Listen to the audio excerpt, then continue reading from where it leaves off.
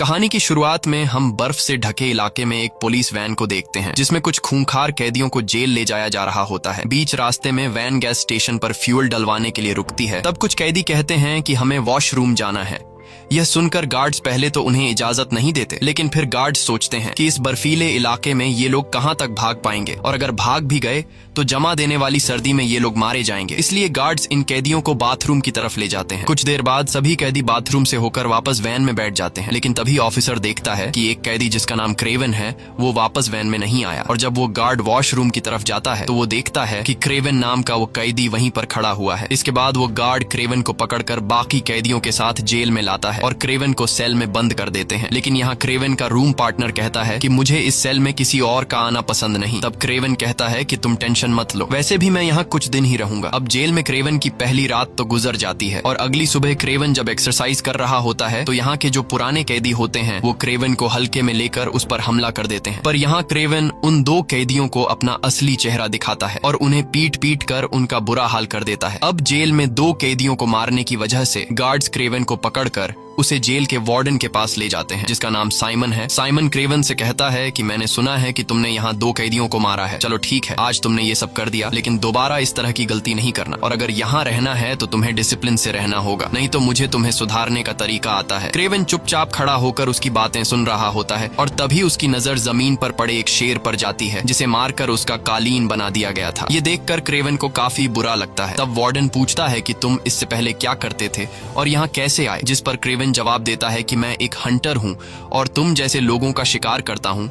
ये कहते ही Kraven warden पर हमला कर देता है और उसके गले पर चाकू से कई बार वार करके उसे मार डालता है। इसके बाद क्रेवन यहाँ से भागने लगता है और वह एक जानवर की तरह खोदते हुए दीवार से चिपककर ऊपर छत पर चढ़ जाता है। यहाँ हमें पता चलता है कि क्रेवन कोई आम इंसान नहीं है, बल्कि उसके पास सुपर नेचुरल पावर्स हैं। इस दौरान गार्ड्स उस पर गोलियां भी चलाते हैं, लेकिन क्रेवन बड़ी आसानी से गोलियों से खुद को बचाकर जेल से बाहर निकल आता है। जेल के बाहर पहले से उसका एक साथी प्लेन लेकर उसका इंतजार कर रहा होता है और प्लेन में आते ही क्रेवन माइक लगाकर किसी से कहता है कि मैंने साइमन को मार डाला।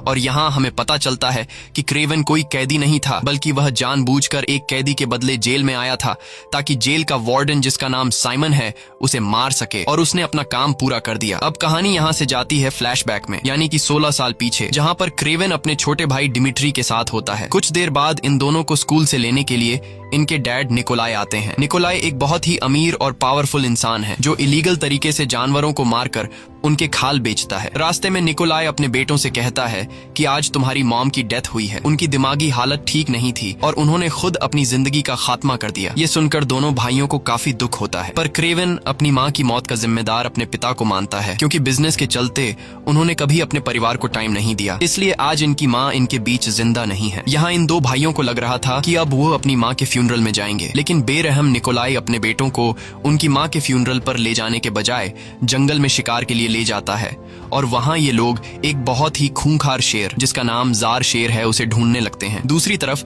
हमें एक लड़की को दिखाया जाता है जिसका नाम कलिप्सो है। वह अपनी ग्रैंड मदर के साथ होती है। कलिप्सो की ग्रैंड माँ जंगल के आदिवासी लोगों की फैमिली से बिलोंग करती थी और यहाँ वह कलिप्सो को कुछ कार्ड्स और एक छोटी सी बोतल में एक सीरम देती है। कलिप्सो की ग्रैंड माँ उससे कहती है कि इस सीरम को कोई आम सीरम मत समझना, ये एक बहुत ही पावरफुल सीरम है जो हमारे परिवार की कई पीढ़ियों से चलता आ रहा है। ये सीरम किसी भी जख्म को भर सकता है, यहाँ तक कि इस सीरम से किसी की जान भी बचाई जा सकती है। वहीं क्रेवन के पिता अभी तक जार शेर को ढूंढने में लगे हुए थे और तभी निकोलाई के पास एक आदमी आता है जिसका नाम अलेक्सी है। अलेक्सी भी एक शिकारी है जो निकोलाई से कहता है कि मैं चाहता हूँ कि हम दोनों पार्टनरशिप कर लें और मिलकर शिकार किया करें। ये सुनकर निकोलाई मुस्कुराता है और कहता है कि शिकार और वो भी तुम्हारे साथ, ऐसा कभी नहीं हो सकता क्योंकि तुम अभी मेरे लेवल के शिकारी नहीं हो। निकोलाई उसकी बेइज्जती करते हुए कहता है कि इस दुनिया में तुम्हारा कोई वजूद नहीं है। तुम जैसे लोग बिना किसी मकसद के इस दुनिया में रह रहे हैं और अगर मैंने तुम जैसे लोगों के साथ हाथ मिला लिया तो तुम्हारी वजह से मेरी इमेज खराब हो जाएगी। ये सब बुरा भला कहकर निकोलाई अलेक्सी को यहाँ से भगा देता है। अलेक्सी अपनी इस बेइज्जती से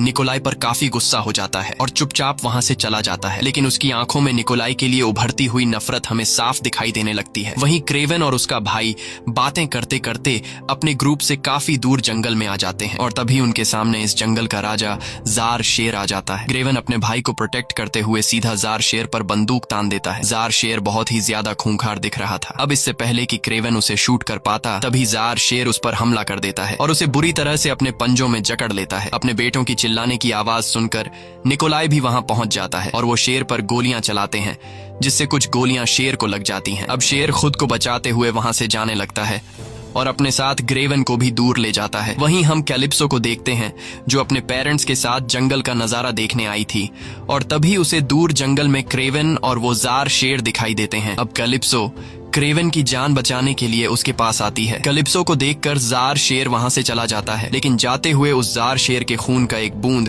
क्रेवन के जख्म में गिर जाता है। क्रेवन को घायल हालत में देखकर कैलिप्सो को कुछ समझ नहीं आ रहा था कि क्या करना चाहिए और तभी उसे अपनी दादी का दिया हुआ सीरम याद आता है जिससे हर जख्म को भरा जा सकता था। कैलिप्सो जल्दी से इस सीरम को निकालकर क्रेवन को पिला देती है, पर क्रेवन को होश नहीं आता। कुछ देर बाद वहाँ एक हेलीकॉप्टर आता है और क्रेवन को हेलीकॉप्टर में लेकर सीधा हॉस्पिटल में एडमिट कर दिया जाता है, जहाँ डॉक्टर्स क्रेवन को बचाने की पूरी कोशिश करते हैं, पर क्रेवन सांस नहीं ले रहा था। जिसके बाद डॉक्टर्स हार मान जाते हैं और क्रेवन को मरा हुआ समझकर चले जाते हैं। पर अगले ही पल क्रेवन की आंखें खुल जाती हैं और उसकी आंखें अजीब सी चमकने लगती हैं। दरअसल उस जार शेर के खून और कैलिप्सो ने जो उसे सीरम पिलाया था यह उसी का कमाल था। और अब क्योंकि शेर का खून उसके डीएनए के साथ मिक्स हो चुका था, इसलिए बहुत ही जल्दी उसके जख्म भरने लगते हैं और क्रेवन बहुत ज्यादा ताकतवर हो गया था। यह सब देखकर डॉक्टर्स भी परेशान थे और उन्हें समझ नहीं आ रहा था कि आखिर यह सब कैसे हुआ। जिसके बाद निकोलाई अपने बेटे को घर ले जाता है। घर आकर निकोलाई क्रेवन से कहता है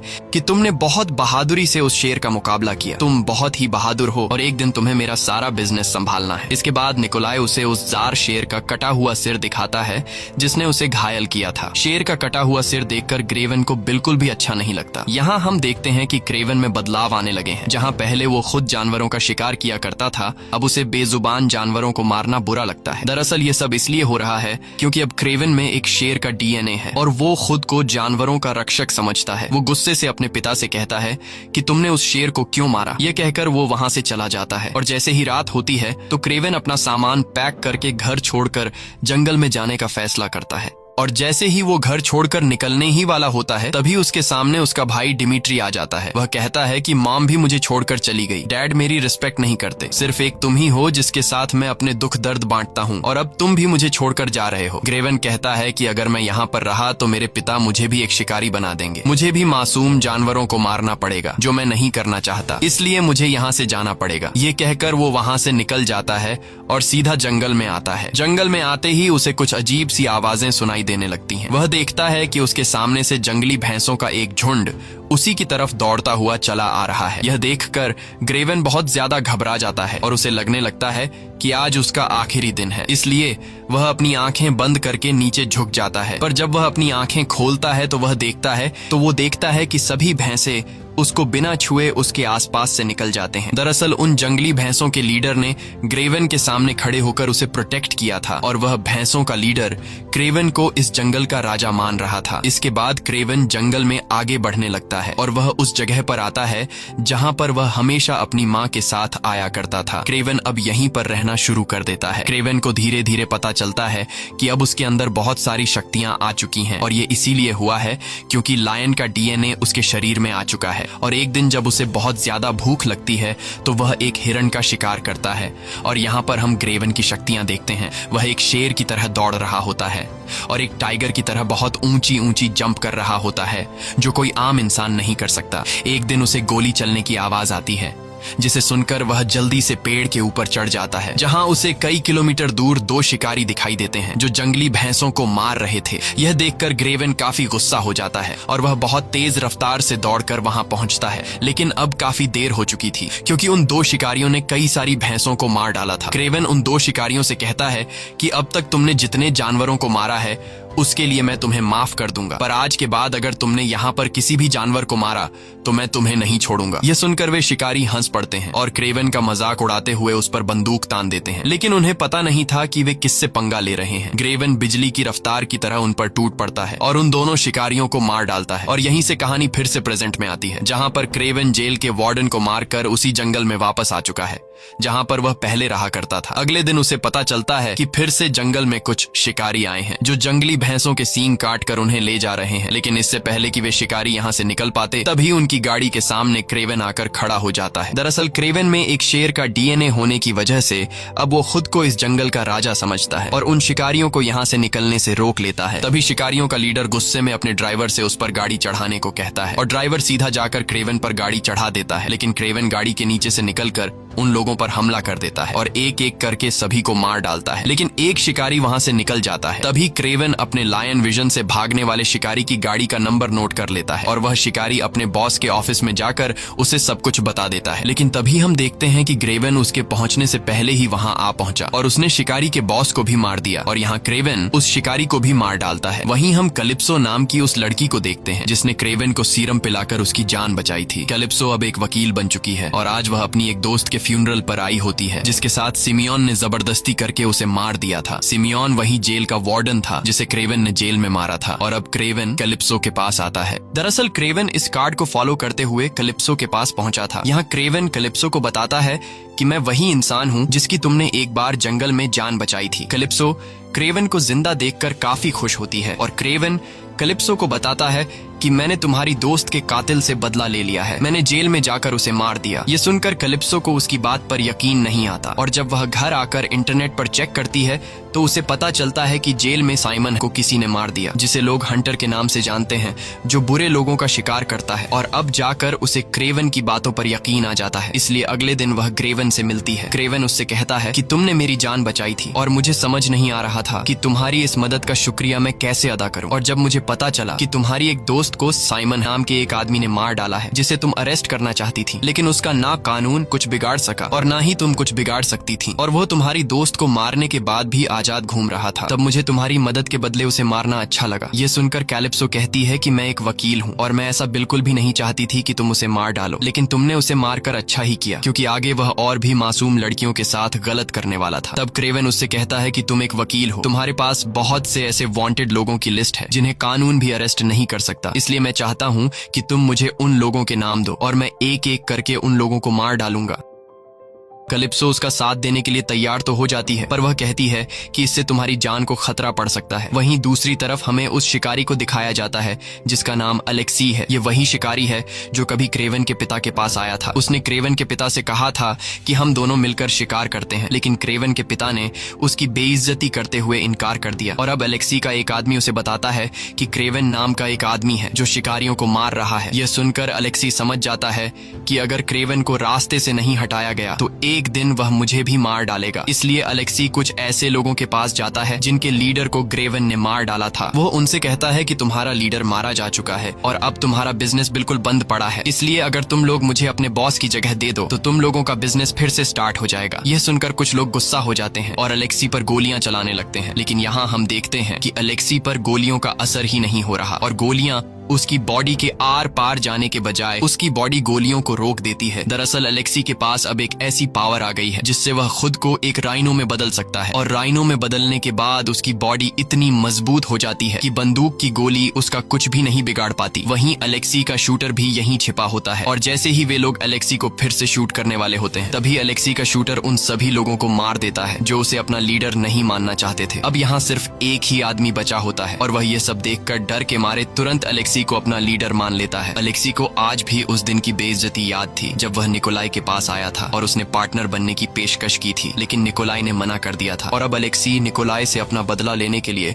इस आदमी को निकोलाई के पास भेजता है। निकोलाई को लगा कि यह आदमी मुझसे बिजनेस डील करने आया है, लेकिन जल्द ही निकोलाई को पता चल जाता है कि यह आदमी अलेक्सी के साथ मिला हुआ है और यहाँ मुझे मारने के लिए आया है। ये सब पता चलते ही निकोलाई अपने गार्ड से इन लोगों को शूट करने का ऑर्डर दे देता है और इनके बीच काफी देर तक गोलीबारी शुरू हो जाती है। गोलियों की आवाज सुनकर निकोलाई का छोटा बेटा डिमिट्री एक टेबल के नीचे छिप जाता है और निकोलाई वहां पर मौजूद अपने सभी दुश्मनों को मार डालता है। निकोलाई जब अपने बेटे डिमिट्री को देखता है कि वह डर के मारे एक टेबल के नीचे छिपा है, यह देखकर निकोलाई को काफी गुस्सा आता है और वह डिमिट्री को नीचे गिराकर उससे काफी बुरा भला कहता है और कहता है कि तुम जैसा बुजदिल बेटा मेरा ना होता तो अच्छा होता। वहीं हम अलेक्सी को देखते हैं जिसे पता चल गया होता है कि निकोलाई ने उसके आदमी को मार डाला। यह सुनकर अलेक्सी गुस्से से चीख पड़ता जाता है। वहीं एक आदमी अलेक्सी को क्रेवन की वीडियो दिखाता है और कहता है कि यह वही आदमी है जो शिकारियों को मार रहा है। क्रेवन को देखकर अलेक्सी उसे पहचान लेता है और अपना एक आदमी क्रेवन को मारने के काम पर लगा देता है। वहीं हम क्रेवन को देखते हैं जो अपने भाई से मिलने के लिए आता है क्योंकि आज उसका बर्थडे था। इसी बीच उनके फादर निकोलाई भी वहाँ पहुँच जाते हैं और वह क्रेवन से कहता है कि जंगल में भटकने से अच्छा है कि तुम वापस घर लौट आओ और मैं चाहता हूँ कि तुम मेरे बिजनेस को संभालो क्योंकि मेरे मरने के बाद यह सब कुछ तुम्हारा होने वाला है। लेकिन क्रेवन साफ साफ इनकार कर देता है। बातें करते करते उन्हें आधी रात हो जाती है, इसलिए क्रेवन अपने भाई को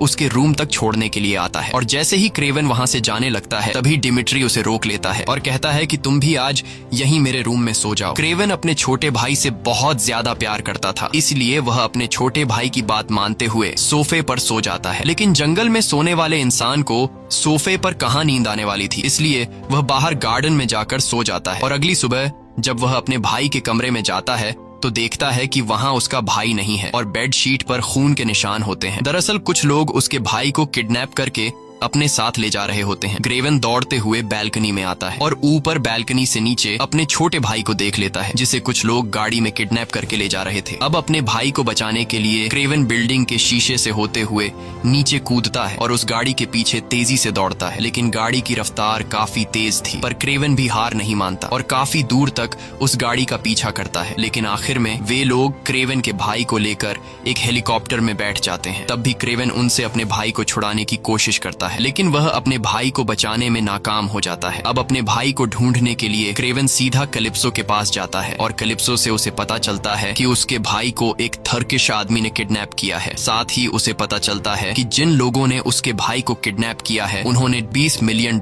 की डिमांड की है। क्रेवन के पास तो इतने पैसे नहीं थे, इसलिए वह सीधा अपने पिता के पास जाता है और उससे कहता है कि मुझे $20 मिलियन चाहिए अपने भाई को छुड़ाने के लिए। लेकिन निकोलाई पैसे देने से इनकार कर देता है क्योंकि उसे लग रहा था कि अगर मैंने पैसे दे दिए तो मैं उनके सामने कमजोर दिखूंगा और मैं आज तक किसी के भी सामने झुका नहीं हूँ, इसलिए वो पैसे देने से इनकार करता है। उन किडनैपर्स ने निकोलाई को डिमिट्री की एक कटी हुई उंगली भी भेजी थी, ये साबित करने के लिए कि तुम्हारा बेटा खतरे में है। लेकिन बेरहम निकोलाई को इससे कुछ फर्क नहीं पड़ रहा था और अब क्रेवन जो अपने भाई से बहुत ज्यादा प्यार करता था वह अपने भाई को ढूंढने लग जाता है और कैलिप्सो की मदद से उसे उन किडनैपर्स का एड्रेस भी मिल जाता है और वहां पहुंचकर क्रेवन एक एक करके सभी गार्ड्स को मार डालता है। आखिर में क्रेवन उस किडनैपर को भी पकड़ लेता है जिसने उसके भाई को किडनैप किया था। क्रेवन पहले तो उसे बुरी तरह से मारता है और फिर उससे पूछता है कि मेरा भाई कहाँ है। तब वह टर्किश आदमी बताता है कि इस वक्त तुम्हारा भाई अलेक्सी के पास है। वहीं अलेक्सी को दिखाया जाता है जिसके पास इस वक्त क्रेवन का भाई होता है। अलेक्सी डिमिट्री पर बंदूक तान कर उससे क्रेवन का पता पूछता है, लेकिन डिमिट्री उससे कुछ भी बताने को तैयार नहीं होता। अब अलेक्सी चालाकी से काम लेते हुए डिमिट्री को बहकाने की कोशिश करता है और उससे कहता है कि तुम्हारा भाई क्रेवन सभी शिकारियों को एक एक करके मार रहा है और आखिर में वह तुम्हारे पिता को भी मार देगा और तुम्हारे पिता के मरने के बाद तुम्हें ही तो उसका सारा बिजनेस संभालना है। अलेक्सी अपनी पीठ में लगी एक पाइप को जोड़कर डिमिट्री को अपनी राइनो में बदलने वाली पावर दिखाकर कहता है कि मुझे पता है कि तुम कमजोर हो और तुम्हारी बात घर में बिल्कुल भी नहीं सुनी जाती, लेकिन अगर तुमने मुझे अपने भाई का पता दे दिया तो मैं तुम्हें एक खास पावर दे सकता हूँ। ये सुनकर डिमिट्री एक ताकतवर इंसान बनने की चाहत में अलेक्सी को अपने भाई क्रेवन का पता दे देता है। वहीं हम क्रेवन को देखते हैं जो कैलिप्सो को लेकर अपनी जगह पर आता है जहां वह पिछले 16 सालों से रहता है। उसने यहाँ बहुत अलग अलग हथियार बनाए होते हैं और अब वह किसी भी तरह से अलेक्सी को मारकर उससे अपना भाई छुड़ाना चाहता है। वहीं अलेक्सी को डिमिट्री से क्रेवन का लोकेशन पता चल गया होता है और अलेक्सी अपने एक खास आदमी को क्रेवन को मारने के लिए भेजता है और वह आदमी क्रेवन को पकड़ने के लिए अपने कुछ साथियों के साथ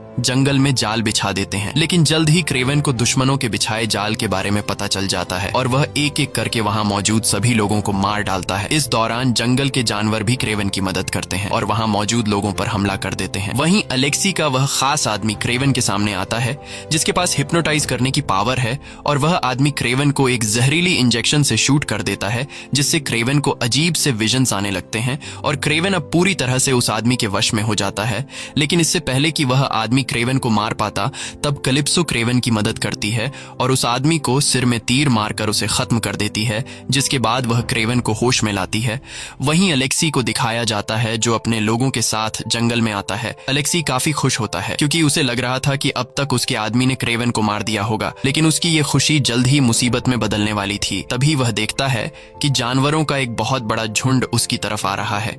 अब इससे पहले कि वे भैंसें उनकी गाड़ियों को टक्कर मारकर उन्हें कुचल देती, तब तब अलेक्सी जल्दी से अपने कमर में लगे पाइप को खोल लेता है, जिससे वह राइनो में बदलने लगता है। भैंसों की टक्कर से अलेक्सी के बाकी साथी तो मारे जाते हैं, लेकिन अलेक्सी को कुछ नहीं होता क्योंकि अब उसकी बॉडी काफी मजबूत हो चुकी थी। और इसी बीच क्रेवन भी वहां आ जाता है।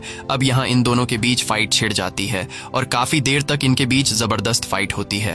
पर अलेक्सी पर क्रेवन के हमलों का कुछ असर ही नहीं पड़ रहा था क्योंकि उसकी बॉडी लोहे से भी ज्यादा सख्त हो चुकी थी और अब वह क्रेवन को पीट पीट कर उसकी हालत खराब कर देता है। लेकिन क्रेवन भी हार नहीं मानता और अलेक्सी से लड़ता रहता है। पर अलेक्सी की ताकत के सामने क्रेवन कमजोर पड़ रहा था, इसलिए अलेक्सी क्रेवन को उठा उठा कर पटकता है। लेकिन यहाँ क्रेवन समझदारी से काम लेते हुए अलेक्सी को रस्सी में फंसाकर उस रस्सी को जंगली भैंसों के बीच फेंक देता है, जिससे अलेक्सी खींचते हुए भैंसों के बीच गिर जाता है और वे भैंसे उसके ऊपर चढ़कर उसे बुरी तरह घायल कर देते हैं। अब अलेक्सी थोड़ा बहुत कमजोर हो चुका था और यहाँ क्रेवन को पता चल जाता है कि अलेक्सी अपने पेट में लगे ट्यूब की वजह से राइनो में बदल रहा है। ये पता चलते ही क्रेवन सीधा जाकर एक लोहे की रॉड से अलेक्सी के ट्यूब वाली जगह पर वार करता है, जिससे अलेक्सी दर्द से चिल्ला पड़ता है और उसके मुंह से खून आने लगता है और फाइनली अलेक्सी की मौत हो जाती है। वहीं क्रेवन का भाई डिमिट्री भी आ जाता है। इसके बाद क्रेवन सीधा अपने डैड निकोलाई के पास जाता है और क्रेवन अपने डैड निकोलाई से कहता है कि मैं जानता हूं कि तुमने मेरी वीडियो अलेक्सी को दी थी। तब निकोलाई कहता है कि मैं पहले से जानता था कि तुम सभी शिकारियों को मार रहे हो और मेरे बिजनेस का सबसे बड़ा दुश्मन अलेक्सी था, लेकिन मैं उसका कुछ भी नहीं बिगाड़ पा रहा था। इसलिए मैंने प्लानिंग करके अलेक्सी को बेवकूफ बनाकर उससे तुम्हारे भाई को किडनैप करवाया और साथ ही उसे तुम्हारी वीडियो देकर ये दिखाया कि तुम सभी शिकारियों को मार रहे हो और तुम उसके लिए खतरा हो। मुझे पता था कि तुम अपने भाई को बचाते हुए उसे मार डालोगे और तुमने ऐसा कर भी दिया। तुमने आज मेरे सबसे बड़े दुश्मन को रास्ते से हटा दिया। ये सब सुनकर क्रेवन को काफी गुस्सा आता है क्योंकि वह अब तक अपने डैड के बनाए हुए प्लान पर खेल रहा था। क्रेवन कहता है, चलो ठीक है, जो कुछ भी हुआ ठीक हुआ, लेकिन अब मैंने जानवरों का शिकार करने वाले सभी शिकारियों को खत्म कर दिया है। अब मेरी लिस्ट में सिर्फ तुम्हारा नाम बचा है। मैं चाहता हूँ कि तुम ये काम छोड़ दो। लेकिन निकोलाई कहता है कि मैं ये काम नहीं छोड़ सकता। मैं बचपन से एक शिकारी हूँ और एक शिकारी ही बनकर रहूंगा और अब तो तुमने मेरे सारे दुश्मनों को भी मार डाला है, इसलिए अब मैं सबसे पावरफुल शिकारी बन गया हूँ। ये सुनकर क्रेवन चुपचाप वहाँ से जाने लगता है। क्रेवन के जाते ही एक जंगली भालू निकोलाई पर हमला करने के लिए आगे बढ़ता है। तब निकोलाई जल्दी से अपनी गन निकाल लेता है, लेकिन जब वह गन की बुलेट्स चेक करता है तो उसमें गोलियां नहीं होती क्योंकि वे गोलियां क्रेवन पहले ही निकाल चुका होता है। यहाँ हमें पता चलता है कि क्रेवन के कहने पर ही उस भालू ने निकोलाई पर हमला किया और उसे मार डाला। इसी के साथ ये कहानी खत्म हो जाती है। अगर आपको ये वीडियो अच्छी लगी हो तो हमारे चैनल को सब्सक्राइब और वीडियो को लाइक जरूर कीजिए।